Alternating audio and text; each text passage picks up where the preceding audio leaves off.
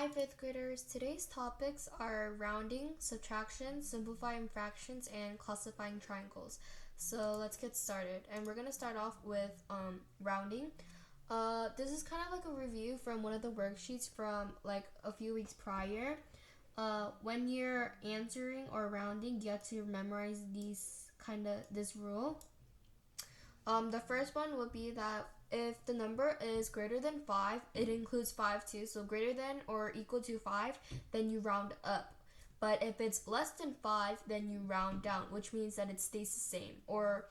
And it stays the same, and then the numbers after it become zeros, basically. So we're gonna start off with number 3, right? Number 3 gave us 556,107, and it says that the number 6 is underlined, and that means we have to round to that number 6. And in order to round, we have to look at the number behind it, or like to the right of it, which in this case is 1. So we have to look at 1. We have to look at 1, and we have to apply that number to this rule right here. And we know that 1 is most definitely less than 5. So we're going to round down. In other words, it's going to stay just 6. But it stays 6, but the numbers after it just turn into zeros. So your new answer will be 556,000. That's kind of sloppy. 556,000. And you just add 3 zeros. You replace the 107 with 3 zeros, and that's going to be your final answer for number 3. And let's do number 7 together just to clarify. Number 7 gives us 4,619, and in this case 1 is underlined, and once again we look to the right of 1 and it gives us 9, and we know that 9 is most definitely greater than 5. So we're going to round the number 1 up, and we're just going to round it up by one number. So it's going to be 4,620, and that's going to be your final answer for number 7. So when you're rounding, just keep in mind this rule, okay? Now let's move on to subtraction, and we're going to have this blank number. We're going to replace it with the variable x. So number 4 is going to be x minus 10 equals 5,487. And in order to find the missing number, we want the x to be just by itself. And in order to do that, we have to get rid of 10, right? And we know that it's minus 10, so the only way to get negative 10 to 0 is by adding 10. But when we add 10 to one side, we also have to add 10 to the other. So we're going to add 10 over here. So on the left side, we're going to be left with x. But on the right side, we'll get 5,490. 97. And you can check your work by plugging it back in. So you could do 5,000. That's a very ugly 5. 5,497 minus 10. And then we know 7 minus 0 is just 7. 9 minus 1 is 8. And then we just bring down the others.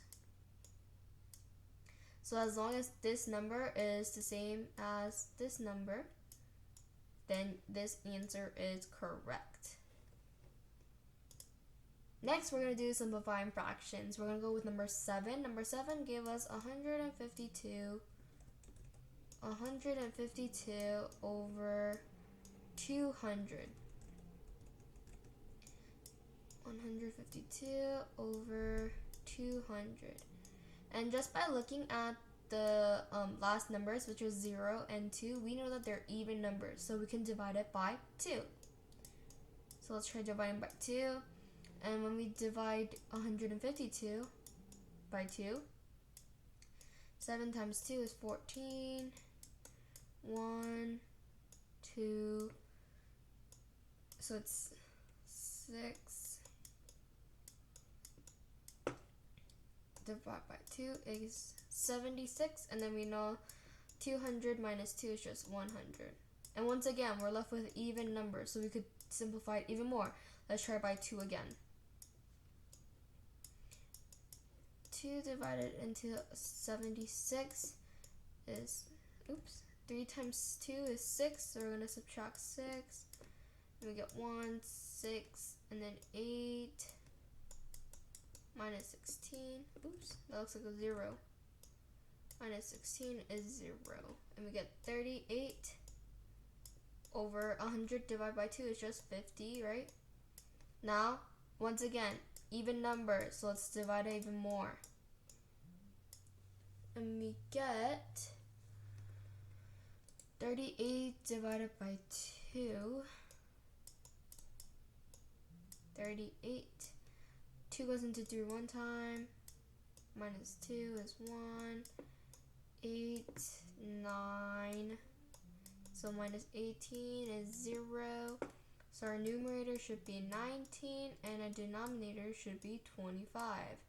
And since it can't be simplified any further, we're just going to leave it as 19 over 25. And this is an easy way, but it takes much longer. And the easiest way, or the shortest way, and it's also easy, is by finding the greatest common factor for both the numerator and the denominator, and you'll get your answer quicker than how I did it. Now let's do classifying triangles, but before we start, I'm gonna give you all the different types of triangles. So first, we're gonna start off with how do I spell it again? Equilateral. Yep, equilateral triangles.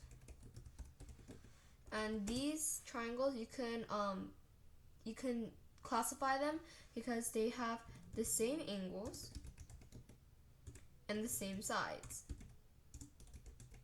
which is, so it'll be three same angles and 3 same sides. So I basically just put that. Then there's isosceles triangles, which have 2 same angles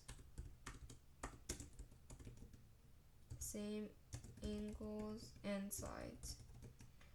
Then we have the scalene triangle,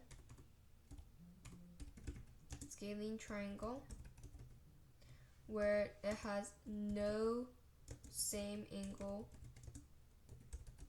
or side. And another triangle is a right triangle, where it has an angle that makes 90 degrees. Let's straighten this out. So when you're naming triangles or classifying triangles, just look at these hints that I gave you. Okay? These are important for classifying triangles. Now let's do number 3. Number 3, it gives us these 2 angles. If it's perpendicular to each other, like this right here, these angles or lines, laterals are here, then it's gonna automatically make a 90 degrees, which is considered a right triangle. So that was easy. Number 3 is considered a right triangle. And you guys can use the rules that I gave you up here for the other 5. And that's all I have for you guys today. I hope this video helped you guys a bit.